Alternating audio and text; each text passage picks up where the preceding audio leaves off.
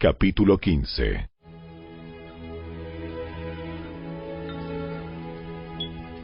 Los que somos fuertes debemos tener consideración de los que son sensibles a este tipo de cosas. No debemos agradarnos solamente a nosotros mismos.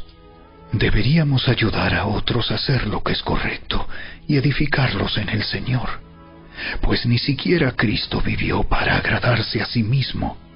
Como dicen las Escrituras: los insultos de aquellos que te insultan, oh Dios, han caído sobre mí.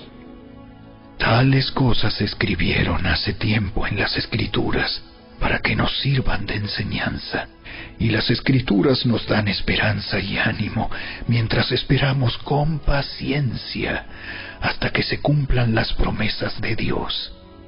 Que Dios, quien da esa paciencia y ese ánimo, los ayude a vivir en plena armonía unos con otros, como corresponde a los seguidores de Cristo Jesús.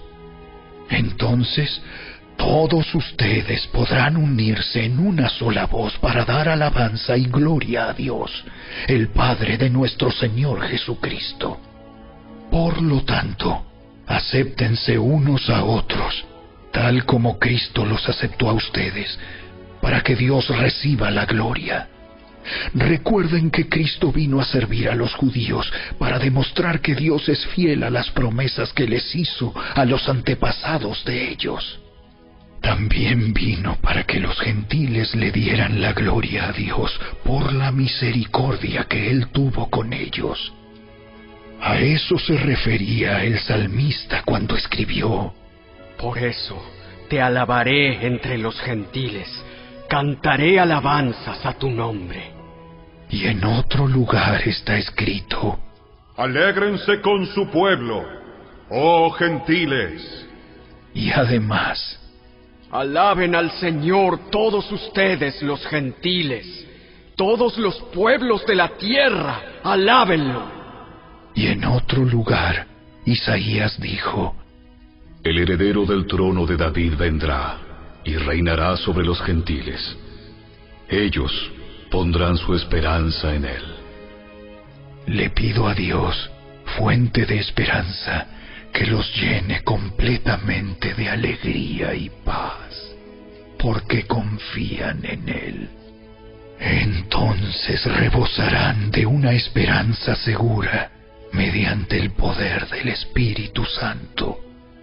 Mis amados hermanos, estoy plenamente convencido de que ustedes están llenos de bondad. Conocen estas cosas tan bien que pueden enseñárselas unos a otros. Aún así, me atreví a escribirles sobre algunos de estos temas porque sé que lo único que necesitan es recordarlos, pues por la gracia de Dios soy un mensajero especial de Cristo Jesús, enviado a ustedes los gentiles.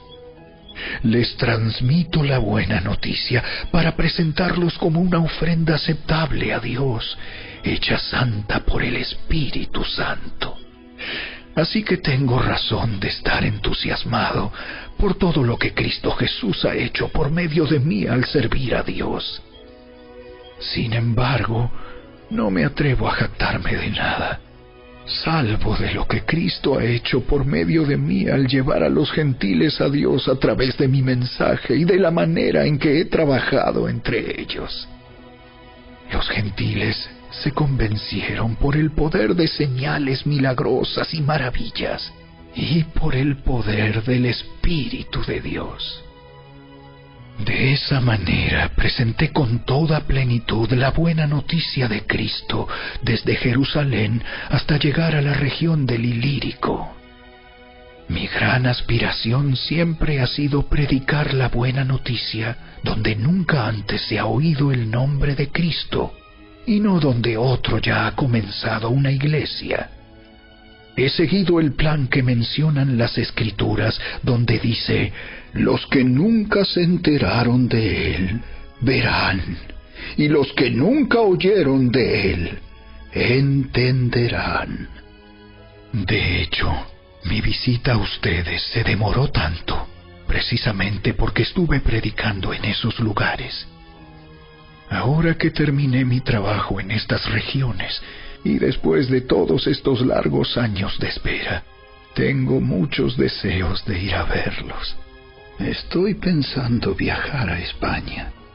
Cuando lo haga, me detendré en Roma y luego de disfrutar de la compañía de ustedes por un breve tiempo, podrán ayudarme con lo necesario para mi viaje. Sin embargo, antes de visitarlos, debo ir a Jerusalén para llevar una ofrenda a los creyentes de allí. Pues les cuento, los creyentes de Macedonia y Acaya con entusiasmo juntaron una ofrenda para los creyentes de Jerusalén que son pobres. Lo hicieron con gusto, porque se sienten en deuda con ellos. Dado que los gentiles recibieron las bendiciones espirituales de la buena noticia por parte de los creyentes de Jerusalén, sienten que lo menos que pueden hacer por ellos a cambio es ayudarlos económicamente. En cuanto yo entregue ese dinero y termine esa buena acción de los gentiles, iré a visitarlos a ustedes de camino a España. Cuando vaya, estoy seguro de que Cristo bendecirá en abundancia el tiempo que pasemos juntos. Mis amados hermanos, les pido encarecidamente, en el nombre de nuestro Señor Jesucristo, que se unan a mi lucha orando a Dios por mí. Háganlo por el amor que me tienen, ese amor que el Espíritu Santo les ha dado. Pídanle que me libre de los que están en Judea, que se niegan a obedecer a Dios. Pídanle también que los creyentes de allí estén dispuestos a aceptar la ofrenda que llevo a Jerusalén. Entonces, por la voluntad de Dios, podré ir a verlos con un corazón alegre y nos alentaremos unos a otros. Y que Dios, quien nos da su paz, esté con todos ustedes. Audioescuelasabática.com. Martes 7 de septiembre. El ejemplo del descanso. Además de los ejemplos que ya hemos visto, esta idea de tipos y símbolos también se puede aplicar al concepto bíblico del descanso. Para ver esto, vayamos al libro de Hebreos en el Nuevo Testamento. Escuche Hebreos capítulo 4, versículos 1 al 11. ¿A qué se refiere la promesa vigente de entrar en su reposo?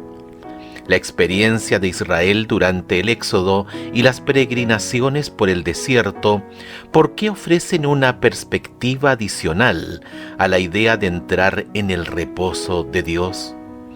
Hebreos capítulo 4, versículos 1 al 11. Temamos pues, no sea que permaneciendo aún la promesa de entrar en su reposo, alguno de vosotros parezca no haberlo alcanzado. Porque también a nosotros se nos ha anunciado la buena nueva como a ellos, pero no les aprovechó el oír la palabra por no ir acompañada de fe en los que la oyeron. Pero los que hemos creído, entramos en el reposo de la manera que dijo: por tanto juré en mi ira, no entrarán en mi reposo, aunque las obras suyas estaban acabadas desde la fundación del mundo. Porque en cierto lugar dijo así del séptimo día: y reposó Dios de todas sus obras en el séptimo día. Y otra vez aquí: no entrarán en mi reposo.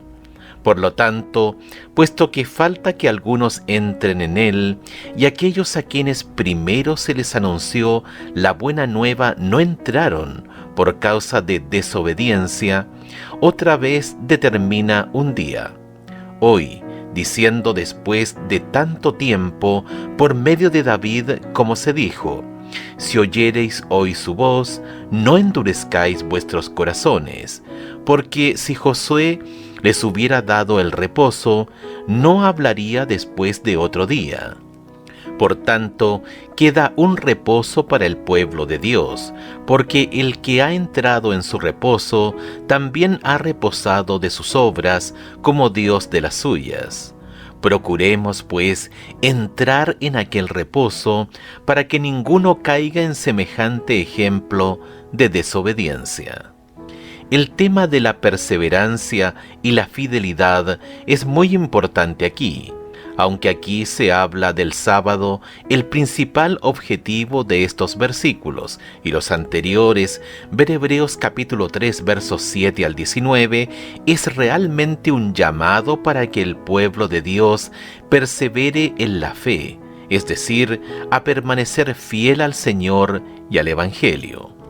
Estos pasajes recuerdan al lector que debe tomarse en serio las lecciones aprendidas de la conducción de Dios en el pasado, para que ninguno caiga en semejante ejemplo de desobediencia. Capítulo 4, verso 11.